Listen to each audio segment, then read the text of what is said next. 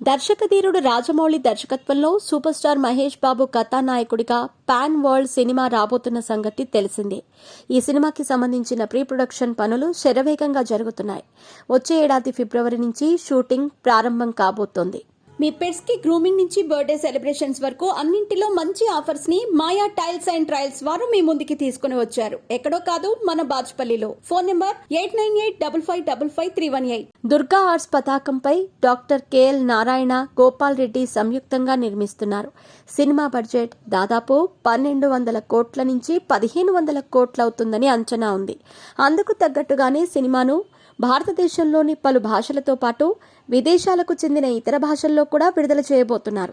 Shooting ప్రారంభం కానప్పటికీ ఈ చిత్రం బిజినెస్ పై ఇప్పటి నుంచే అంచనాలను విపరీతంగా పెంచేశాయి.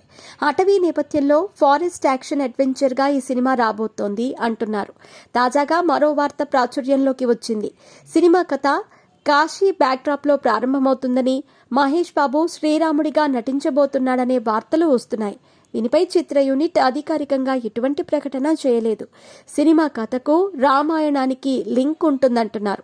ఈ సినిమాలో హీరోయిన్ గా నటించే వారి గురించి రకరకాల పేర్లు వినిపిస్తున్నాయి. దీపికా పదుకునే, ఇండోనేషియాకి చెందిన చెల్సియా ఇస్లాన్ పేర్లు వినిపించాయి. అయితే అవేవీ ఖరారు కాలేదు. తాజాగా హాలీవుడ్ హీరోయిన్ ఖరారైనట్టు తెలుస్తోంది. The Martian, Aladdin, Charles angels సినిమాల్లో నటించిన నవోమి స్కాట్ పేరు ఖాయమంటున్నారు. సినిమా కూడా హాలీవుడ్ స్థాయిలో తీయటంతో పాటు ఇంగ్లీష్లో విడుదల చేయబోతున్నారు కాబట్టి హాలీవుడ్కి చెందిన నటినే ఎంపిక చేసుకున్నట్టు తెలుస్తోంది.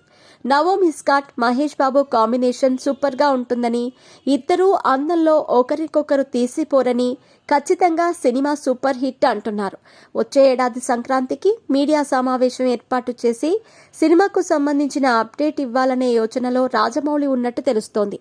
ఈ సినిమా విడుదలైన తర్వాత తమ హీరో కేవలం హాలీవుడ్ సినిమాలే చేస్తాడని సూపర్ స్టార్ అభిమానులు సంబరపడిపోతున్నారు.